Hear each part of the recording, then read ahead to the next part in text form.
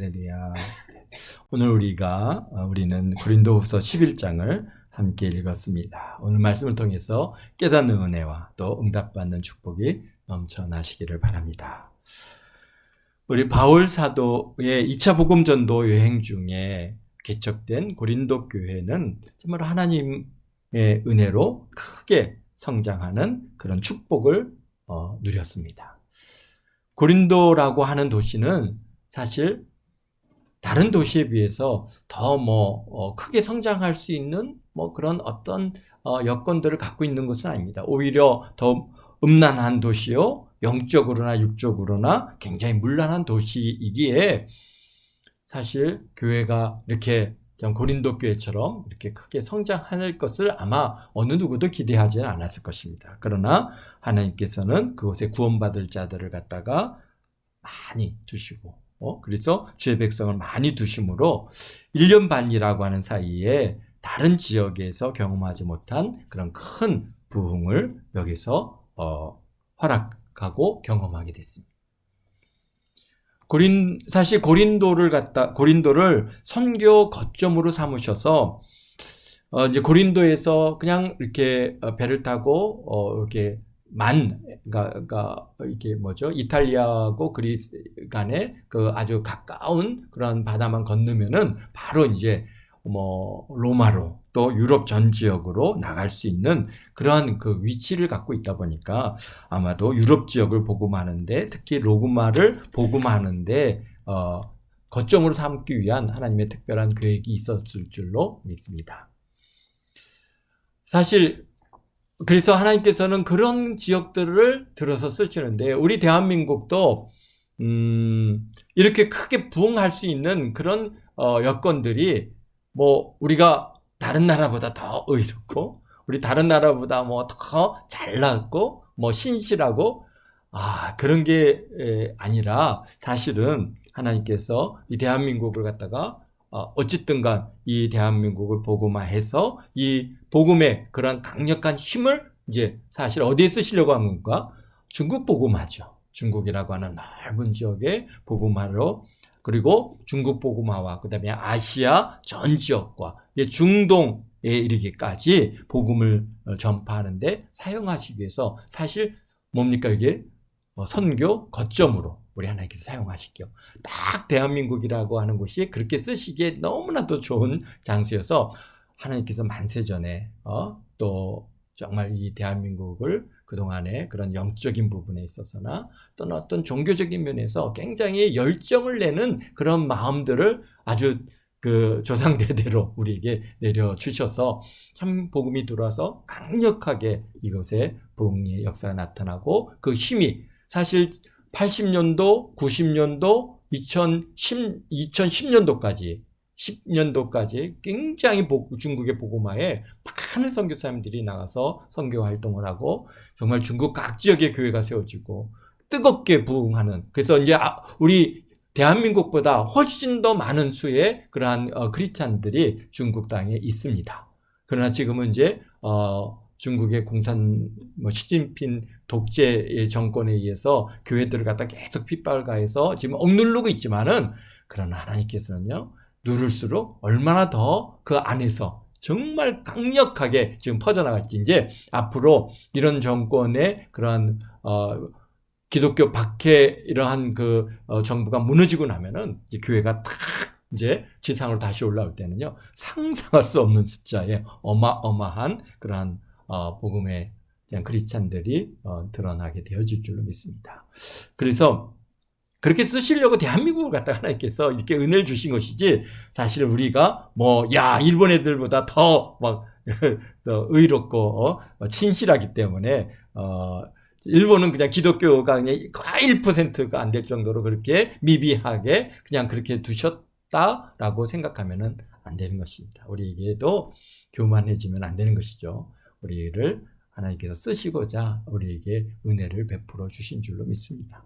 이처럼 고린도 교회는 세계 복음화의 중요한 거점을 차지하고 있습니다. 그런데 사도 바울 목사님의 사역을 이제 고린도 교회의 사역을 마치고 고린도 교회를 떠나서 이제 다시 3차 복음전도 여행을 갔다가 이제 시작해서 에베소에 머무는 사이에 사실은 한 2년 정도의 시간 사이에 고린도 교회에 엄청난 문제가 발생했습니다. 어떤 문제이겠습니까? 우리가 계속 반복해서 얘기하는 거지만 거짓 교사와 거짓 사도들이 고린도 교회에 들어와 가지고 자신들은 예루살렘의 큰 사도들로부터 이렇게 추천서를 받아 가지고 다 온 사람들이다. 우리는 이게 특별한 사람이다. 막 그러면서 와서 이제 고린도 교회 안에서 이제 그들이 자기네들의 그러한 이 거짓된 가르침들을 갖다가 이제 가리키는데요. 가장 큰 이유는 어쨌든가 이들이 정통한 복음을 갖다가 전하는 사람들이라 하면서 고린도 교회에 들어와서는 다른 예수, 다른 복음, 다른 예수가 뭐겠습니까? 예수님이 부활하셨는데 부활하지 않았다. 그런 거죠. 그 다음에 다른 영, 뭡니까? 마귀의 영이죠. 이거 사단의 영이죠. 이런 영을 갖다 그들에게 주어서 받게 해서 그들의 마음을 갖다 딱 장악을 해버립니다. 또 다른 복음, 예수를 믿으면 구원을 받는다. 그렇게 바울 사도께서 가셔서 예수를 전하고 예수님을 전하고 예수 그리스도를 구주로 영접해서 참 구원을 받고 하나님의 성령이 강력하게 역사하셔서 막 교회가 아름답게 부흥하고 막 뜨겁게 그렇게 하는데 그들이 와서 쫙 하는 얘기가 뭡니까? 예수를 믿으면 구원을 받는다고? 어디 성경에 봐라. 어디 그런 말이 있느냐? 사실 그때는 그렇죠. 왜요? 그들이 갖고 있는 성경은 우리가 갖고 있는 이 우리의 신구약 전설을 갖고 있는 게 아니라 구약 성경이니까 거기 어디 봐라. 보니까 구약에 보니까 율법을 지켜야 된다. 할례를 받아야 된다. 그 다음에 안식일을 지켜야 된다. 그 다음에 뭡니까? 절기를 지켜야 되고 돼지고기를 먹으면 안 되고 또 심지어는 결혼하면 안 된다. 유월절을 지켜야 된다. 이렇게 해야 구원을 받을 수 있다. 이게 다른 복음이잖아요. 이건 복음도 아니죠, 사실. 그러니까 왜 그렇습니까? 그들이 히브리에서부터 온 그런 뭐랄까요? 그들의 그릇된 그러한 율법주의, 유대교적인 배경에 그러한 사상을 갖고 있다 보니까 자연스럽게 그런 것들을 갖다가 주장하고 있는 것을 우리가 알수 있어요. 그래서 다른 복음을 전파하고 가르치는데 고린도 교인들이 말합니다. 뭐라고 얘기했겠어요? 아니요. 우리 사도 바울 목사님께서 그러시는데 우리 그렇게 안 가르쳐 주셨습니다. 사실 그렇죠. 우리가 그때 신약 전서가 있었으면 성경에 어디 그런 말이 있습니까? 라고 얘기를 할 텐데 그때는 성경이 없었어요. 그러니까 아니요. 사도 바울 목사님이 우리에게 와서 말씀하셨는데 예수 그리스도, 예수님을 믿어서 구원을 받는다. 오직 예수 믿고 예수님께서 십자가에 못 박혀 죽으심으로써 우리의 죄를 다 대속하셨고 그 예수님을 우리가 믿으면 구원을 받는 것이고 그 예수님께서 죽으셨다가 3일 만에 다시 장사 되신 3일 만에 부활하시고 승천하셨다라고 그래서 다시 오실 우리 주님을 갖다가 이제 곧 다시 오시는데 우리가 그 다시 오실 주님을 우리가 지금 고대하며 우리가 살아가고 있습니다. 그렇게 얘기하니까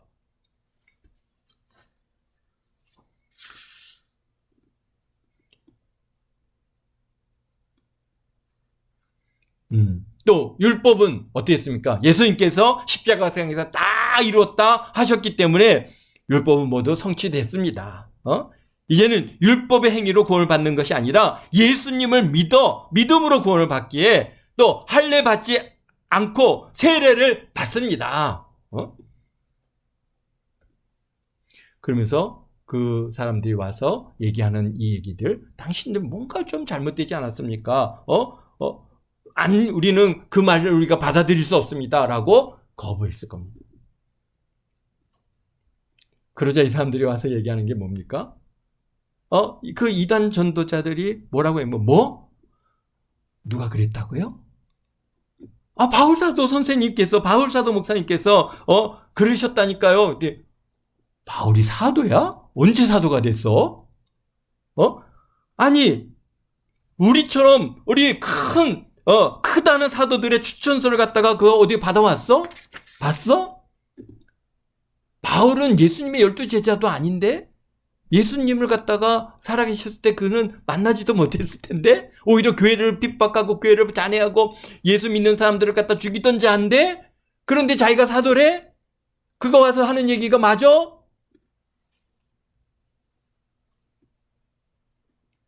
어디 성경에 봐라 말이야. 성경에 예수 믿으면 구원받는다고 되어 있느냐? 안식일 지켜야지. 율법을 지켜야지. 할례를 받아야지.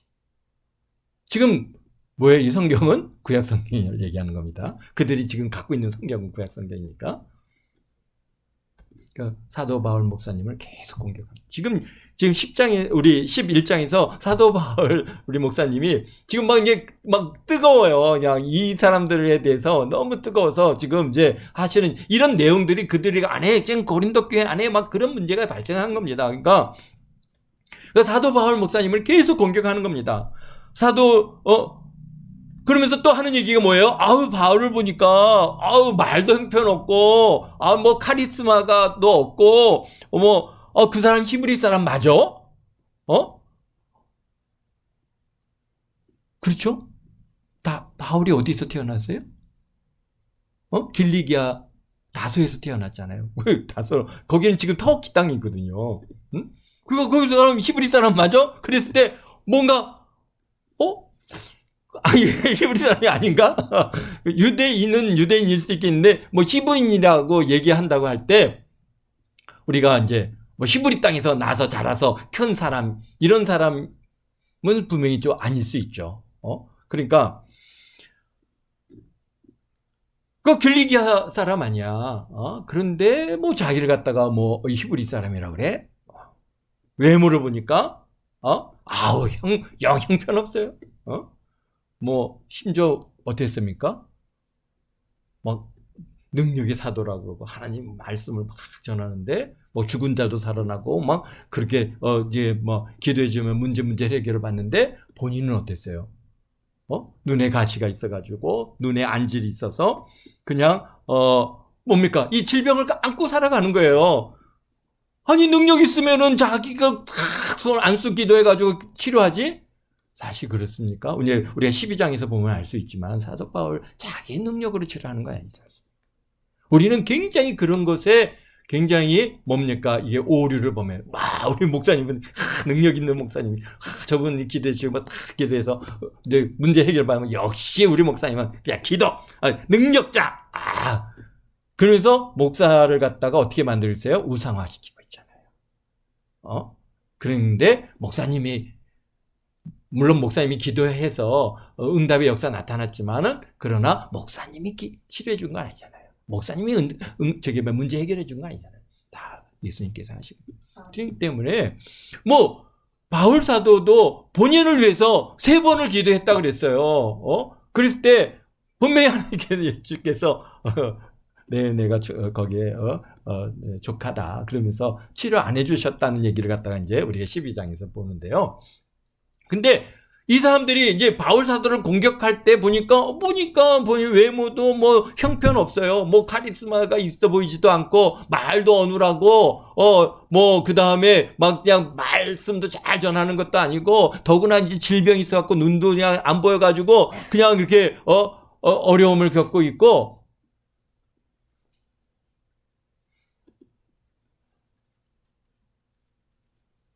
그러니까 이런 말을 갖다가 하니 사도 바울 목사님을 통해서 복음을 받아들인 사람들은 어떻게 했어요?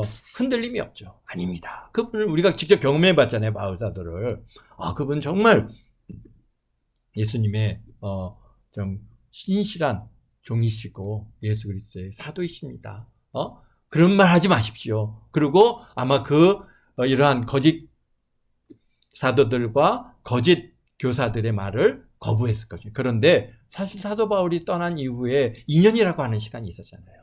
그 사이에 이제 교회로 전도돼서 들어온 사람들은 바울 사도를 직접 경험해 본 자가 없었어요. 물론 뭐 볼 수도 있었겠지만은 그러나 어쨌든가 그런 사람들에게는 이런 그 거짓 교사들과 말이 먹혀 들어갈 여지들이 많이 있었던 것이죠. 그러니까 그런가요? 그런 것 같은데요? 맞아. 우리가 율법을 지켜 행해야지 예수 믿는다 구원을 받는다. 어디 그런 말이 있냐 성경에. 우리가 저기 안식일도 지키고 율법도 지키고. 그런데 그런 일이요. 언제까지도 있었어요. 지금까지도 계속해서 나타나고 있잖아요. 지금도 안식교도들이 있죠. 하나님의 교회라고 하는 데는 또 유월절을 지켜야 된다 그러죠. 그러니까 우리 정말 신약 성경이 이렇게 우리 가운데 주어졌음에도 불구하고 지금도 거짓 교사들과 거짓 사도들의 말이 먹혀 들어가고 있는 그런 참 너무나도 마음 아픈 일이 지금도 이루어지고 있습니다. 그런데 당시는 이 고린도 교회가 얼마나, 왜? 고린도 교회가 크게 성장하고 이제 그 교회를 통해서 하나님께서 이제 유럽 복음화의 그런 중요 센터로 사용하고자 하니까 사단이 그냥 직접적으로 거기를 공격해서 회파를 시키려고 하는 그런 의도가 충분히 있는 것을 보게 됩니다. 다른 복음서에도 물론 다른 교회에 보낸 말씀에도 이러한 이제 이단들에 대한 조심에 대한 문제들에 대해서 말씀하시지만은 고린도 교회만큼 이렇게 심각하게 그렇게 문제시 되지는 않았었습니다. 어쨌든가 그렇습니다. 그래서 결국 거짓 사도들과 교사들의 말에 미혹돼서 그들을 따릅니다. 여기 보니까 13절에 보니까 우리 이런 말이 있죠. 한번 볼까요? 그런 사람들은 거짓 사도요 속이는 일꾼이 자기를 그리스도의 사도로 가장하는 자들이라. 그러니까 이렇게 그러면서 그것은 이상한 일이 아니라 사단도 자기를 광명한 천사로 가장하나니 그러므로 사단의 일꾼들도 자기들을 의의 일꾼으로 가장하는 것이 또한 대단한 일이 아니라. 그들의 마지막은 그 행위대로 되리라. 그렇습니다.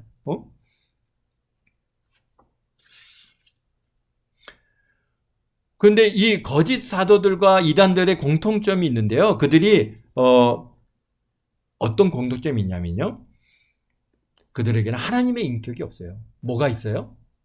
마귀의 인격이잖아요. 사단의 인격이에요. 그러니까 광명한 천사로 자기를 갖다 가장해서 탁 들어와서 막 미혹하고 대단하게 해서 자기네 종으로 이제 자기네 그런 세력 안에 딱 갖고 들어오면은 그 사단의 영을 갖다 쫓아서 말하고 살아가기 때문에 처음에는 천사같이 의의 일꾼인 것처럼 가장하지만은 자신들의 손아귀에 잡힌 것을 알면은 어떻게 해요? 그들의 본색이 드러납니다. 그래서 오늘 19절에 뭐라고 말씀해요? 너희는 지혜로운 자로서 어리석은 자들을 기쁘게 용납하는구나. 그들을 용납하고 그들의 손아귀에 딱 잡히면 어떻게 된대? 20절에 누가 너희를 종으로 삼거나 잡아먹거나 빼앗거나 스스로 높아지나 뺨을 칠지라도 너희가 용납하는도다. 이게 지금 마귀의 인격이란 말이에요. 그들이 사단의 인격들이 그들을 갖다 해서 뭘 해요? 그들을 갖다 총으로 삼아버려요.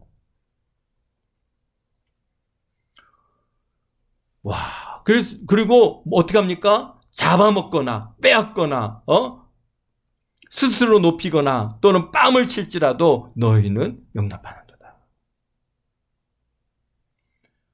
바로 자신들의 탐욕과 잔인함과 폭력성을 드러내기 시작합니다. 우리 이단들의 지금 삶의 모습들을 보십시오. 와, 뭐죠? 우리 추수꾼이라고 하는 사람들, 그게 신천지. 그 사람들의 이 폭력성과 그 잔인함과 와, 그들이 행하는 행위를 갖다가 TV 이런 뉴스나 이런 걸 통해서 부모한테 와갖고 막 쌍욕을 해대고, 왜? 그 신천지에서 나오라고 했다고 와서 막 쌍욕을 해대고 막 부모를 고소고발하고, 이게 하나님의 영으로 된 인격이냔 말이죠. 이게 완전 마귀의 영이죠. 그뿐입니까? 또 피지로 피난을 가야 된다고 그 피지로 다 사람들을 끌고 간 한 이단들이 있습니다. 근데 그들이 피지로 가면서 그냥 갔습니까? 그 사람들의 재산을 다 빼앗았어요. 그 빼앗아 가지고 어떻게 합니까? 가갖고 거기서 집단 농장을 만들고 그들 갖다 매일같이 종노릇 하는 거예요. 거기서 그냥 노동하고 그냥 모여가지고 예배 드린다고 예배를 하고, 그리고 또 거기서 노동하고, 그런데 심지어는 거기서 누가 이상한 생각하면은 사람들 앞에서 그들 갖다가 막 쉽게 얘기해서 자아 비판시키고, 또 안 되면은 막 두들겨 팼고, 거기서 그것도 안 되면은 린치를 가해서 죽이기까지 하고, 뺨을 치지만은 칠지라도 너희가 잘 용납한다. 거기서 그들이 합니다. 자녀가 부모 뺨을 받다 그냥 빡빡 때리는데, 이야, 어떻게 이 말씀대로 그대로 그들이 행하고 있는지 정말, 와, 말이 됩니까? 왜? 때리라는 거예요. 그 교주가, 자녀한테 너희 부모가 잘못됐으니까 때리라. 때립니다.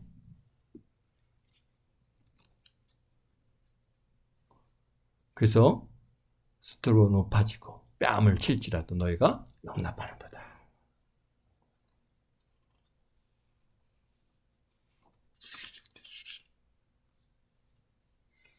또 거짓 사도들이 사도 바울을, 목사님은 공격을 갖다가 하는데, 또 어떤 걸 공격합니까? 연보나 현금에 대해서 우리가 이제 9장에서 같이 나눴지 않습니까?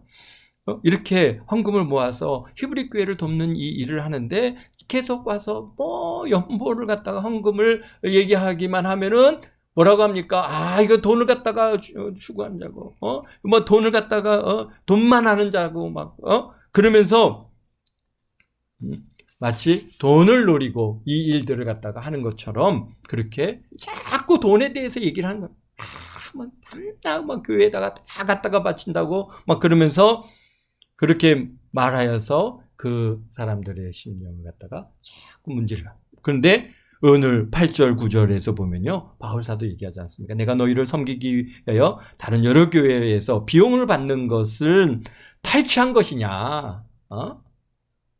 사실 바울사도께서요, 고린도 교회에서 복음을 갖다가 사역하는 1년 반 동안 사실 고린도 교회로부터 아무런 사례를 받지 않았어요. 왜? 그 교회를 중심으로 해서 이제 히브리 교회를 돕는 많은 연보를 갖다가 모아야 되는데, 그렇지 않아도 이들이 돈에 대해서, 이 고린도 지역은 완전히 돈에 아주 그냥 눈이 빨개 있는 사람들이기 때문에 그들이 이런 물질에 대한, 재산에 대한 문제만 나오면은 그냥 거부 반응이 있으니까 그걸 알고 있는 거예요. 그러다 보니까 그들에게 오히려 어디서 우리가 부족했다는 겁니다. 바울사도도 고린도 교회에서 사역하는 동안. 왜요? 그렇지 않겠어요? 그 선교팀들이 거기서 먹고 생활하고 거기서 활동하는 모든 비용들이 그냥 어디서 그냥 뚝딱 떨어지는 거 아니지 않습니까? 심지어 고린도 교회가 그 일을 감당해야 되는데 안 하니까 어떻게 했어요? 마게도니아 교회에서, 마게도니아에서 온 형제들이 나의 부족한 것을 보충하였다.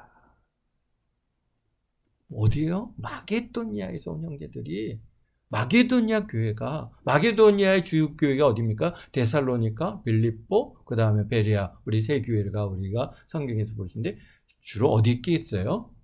빌립보 교회죠. 그런데 빌립보 교회는 정말 어려운 교회거든요.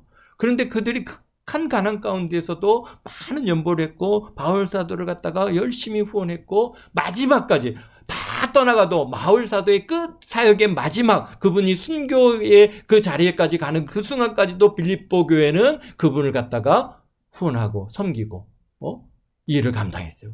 그래서 나는 지금 이제 11장을 준비하면서 왜 그 마게도니아 빌립보 교회는 그럴 수 있었을까? 왜 다른 교회는 좀 그들이 뭔가 차이가 있나라고 생각할 때, 빌립보 교회는 하나님께서 특별하게 세워갔잖아요. 거기에는 귀신 들린 자를 갖다가 치료함을 받게 하시고, 그 다음에 또 뭡니까? 옥토가 흔들려가지고 하나님께서 기적과 이적을 통해서 이 빌립보 교회를 세우셨거든요. 그렇기 때문에 그들이 받은 은혜가 있어요. 그거는 누구도 빼앗을 수가 없는 거예요. 왜? 본인들이 알거든요. 정말 그 옥사장은 자기가 죽으려고 하지 않았습니까? 그런데 거기에 다 있으니 얼마나 그가 놀랐겠어요. 그 옥토가 흔들리는 것을 그는 경험했고, 옥문이 열리고 작구가 풀린 것을 직접 그가 경험해 보았기 때문에 정말 하나님의 종이시구나, 하나님께서 보내신 분이구나라는 것을 그는 절적으로 그것을 신뢰했고, 그래서 바울 사도에 대한 많은 얘기들이 갖다 들려와도 조금치도 흔들리지 않았어요. 그래서 끝까지 그렇게 후원할 수 있었고, 그래서 또 뭐 귀신 들린 저 많은 귀신 들린 자가 쫓겨나가고 그런 이 현상을 우리가 그들이 경험하면서 하나님의 능력과 은혜를 알았기에 어떻게 해요? 빌립보 교회는 그렇게 세워지는데 고린도 교회에서는 그런 일이 있었다는 얘기가 없어요. 고린도에서는 오히려 문제만 잔뜩 일으키는 거고, 교회는 성장했지만 많은 문제를 일으키는데, 문제를 갖다 일으키는 배경에는 그것이 앞으로 2000년의 이 역사 교회사를 통해서 그런 일들이 많이 있을 것을 우리 하나님께서는 아셔서 고린도 교회를 통해서 미리 우리에게 다 지금 말씀해 주고 계신 줄로 믿습니다.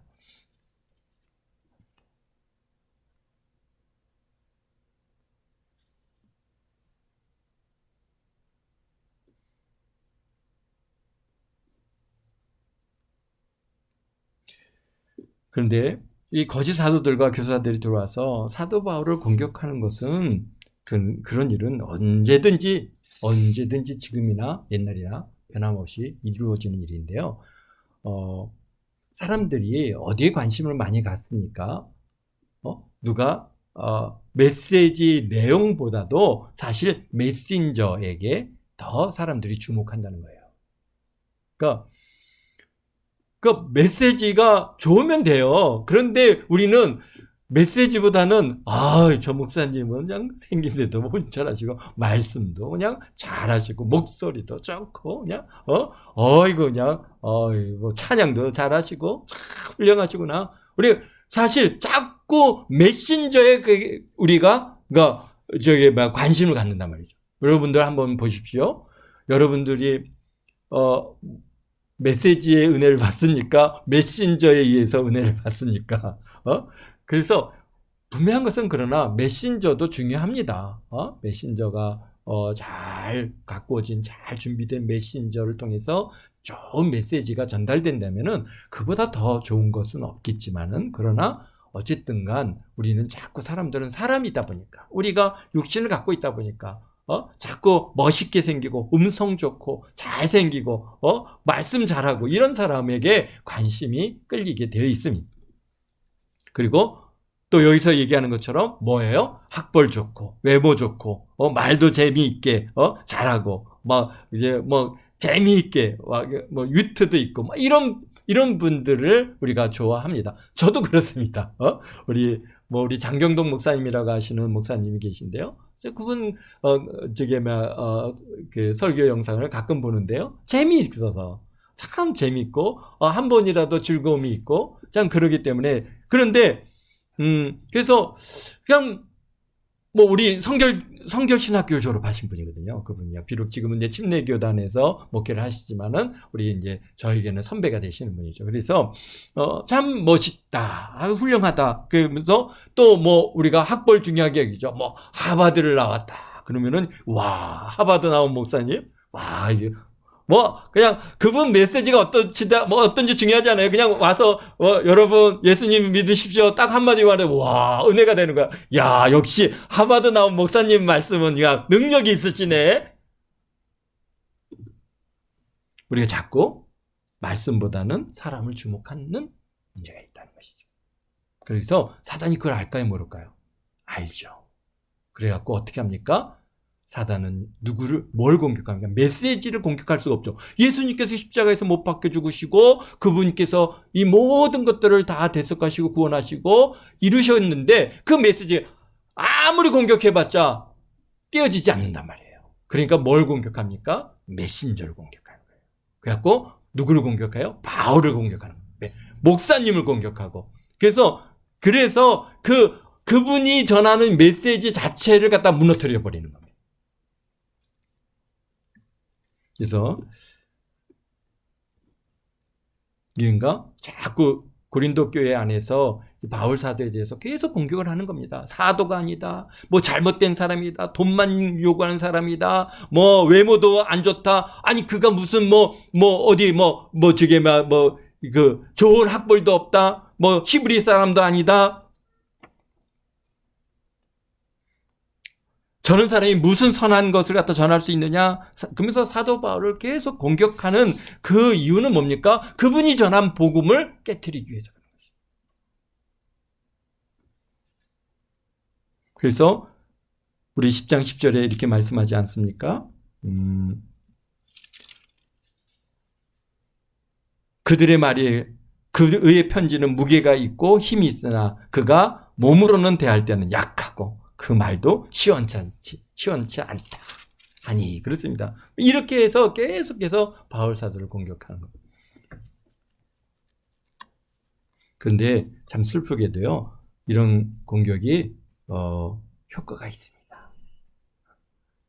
그래서 사람들의 마음과 생각을 갖다가 사로잡고 결국은 이런 상황으로 사도 바울이 자신에 대해서 뭘 하게 만들어요? 변론하게 하고 또 어쩔 수 없이 오늘 11장에서 보는 것처럼 좀 나의 이 정말 뭐랄까요? 어리석은 것을 좀 용납해 달라. 그러면서 자신에 대해서 변론을 하고 자랑을 할 수밖에 없게 만들고 있는 것을 봅니다. 그래서 1절에 보니까 나의 어리석은 것을 좀 용납하라. 그러면서 자신에 대해서 말씀하십니다. 그리고 5절에 보니까 또 이렇게 말씀하십니다. 나는 지극히 크다는 사도들보다 부족한 것이 조금도 없는 줄 생각하노라. 사실 이거 바울 사도 본인은요 이런 말 하고 싶지 않았을 겁니다. 그렇지만은 이 고린도 교인들이 자꾸 그 거짓된 교사들과 이게 뭡니까 거짓 사도들이 들어와서 이 바울 사도의 메신저를 계속 공격해서 그를 갖다가 무너뜨리고 그로 인해서 그분이 전한 복음 자체를 무너뜨리려고 하는 그런 시도를 하니까 그것을 갖다가 세우기 위해서는 내가 전한 게 어떠한 그런 큰 사도라고 얘기하는 그 사람들보다 나 정말 부족한 거 없다. 내가 비록 말에는 부족하나 지식에는 그렇지 않다라고 말씀하십니다. 그래서 22절에 이제 자신에 대해서 얘기를 하죠. 그들이 히브리인이냐? 나도 그러며. 그들이 이스라엘인이냐? 나도 그러며.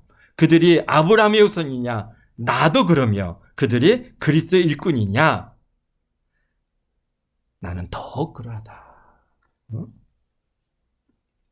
그러면서 이제 본인의 수고가 어떠한가를 쭉하니 말씀하십니다. 나의 수고를 넘치도록 하고 옥에 갇히기도 넘치도록 했고 때로는 매도 수없이 맞았고 여러 번 죽을 뻔했고 유대인에게 40에 하나 감한 매를 갖다 몇 번이나 맞았어요? 49자리를 5번이나 맞았고 3번 태장으로 맞고 그러니까 아마 바울 사도의 등을이나 이 등을 옷을 벗어서 보면은 아마 그 매 맞은 자국이 아주 선명하게 납니다. 태로 맞고 채찍으로 맞는 이 일이요, 이 상처가요, 쉽게 아물지 않습니다. 평생 남는 겁니다. 그래서, 그 다음에, 여기 뭐라고 해요? 한 번, 또 뭐에 맞았어요? 돌에 맞았고, 3번 파선했고, 또 일주야를 갖다 깊은 바다에서 지냈으며, 그러니까 사실 지금 바울 사도가 로마로 갈 때 그 환란의 그 유리겔라의 그러한 고통을 당하는 그것보다도 더 이미 이전에 뭔가 배를 타고 움직이는 이 과정들이 있는 동안에 이미 많은 그런 위험과 그런 어려움을 겪었습니다. 보니까요. 그 다음에 강의 위험, 강도의 위험, 동족의 위험, 이방인의 위험, 그 다음에 뭐라고 돼 있어요? 신의 위험, 광야의 위험, 바다의 위험, 거짓 형제의 죽음, 중의 위험. 또 27절에 보니까 또 수고하고 애쓰고 여러 번 자지 못하고 줄이고 목마르고 여러 번 굽고 춥고 헐벗었노라. 얼마나 참 이 복음 사역을 시작하면서 얼마나 많은 일들을 경험하고 얼마나 많은 고난을 당했습니까? 여러분들이 혹시 춥고 목마르고 또 굶주리고 헐벗고 그런 일 당해보셨습니까? 그렇지 않지 않습니까? 그런데 우리 바로 예수님을 전하던 우리 바울 사도께서는요, 이렇게 매맞아 태장으로 막 39대 그냥 채찍으로 맞고 돌로 맞아서 죽은 줄 알고 갖다 버리기까지 했어요. 그런데 여기 28절에 이외의 일은 고사하고 아직도 날마다 내 속에 늘리는 일이 있으니 곧 모든 교회를 위하여 염려하는 것이라. 누가 약하면 내가 약하지 아니하며 누가 실족하게 되면 내가 애타지 아니하냐. 와, 정말 목회자의 마음이 이런 거죠. 정말 고린도 교회 교인들 중에 누가 실족했다 이런 얘기를 들었을 때 얼마나 애탔겠습니까? 내가 부득불 자랑할진대 내가 약한 것을 자랑하리라. 주 예수의 아버지 영원히 찬송할 하나님이 내가 거짓말 아니하는 줄을 아시느니라. 아멘. 여러분들, 그러니까요, 우리가 자랑할 것은 오직 예수님 십자가, 예수 십자가 보혈 위에 우리가 다른 거 자랑하고 막 나와서 뭐 자신의 능력을 얘기하고 뭐 학벌을 얘기하고 막 이런 것들은 굉장히 조심해야 됩니다. 그것은 사실 우리를 좀 혹여나 미혹하려고 하는 거 아닌가. 이단들은 분명히 그런 얘기들을 많이 합니다. 그런데 오늘 우리가 바울사도는 어쩔 수 없이 내가 어리석은 자같이 이런 얘기를 하지만은 그러나 내가 얘기하고 싶은 것은 오직 십자가 위에는 없다라고. 그래서 바울 사도가 사실 그렇지 않았습니까? 내가 세상의 학문 이런 것들은 다 뭘로 이겼어요? 분토같이 여겼단 말이에요. 오직 그것은 배설물같이 여겼고 오직 예수님, 오직 십자가 위에는 내가 자랑할 것이 없다. 그러면서 살아왔던 바울 사도십니다. 그래서 오늘 우리들도 오직 은밀한 중에서 보시는 하나님 앞에 우리가 행하며 살아가는 저와 여러분 모두가 되시기를 주의 이름으로 축원드립니다. 기도하겠습니다. 거룩하신 아버지 하나님,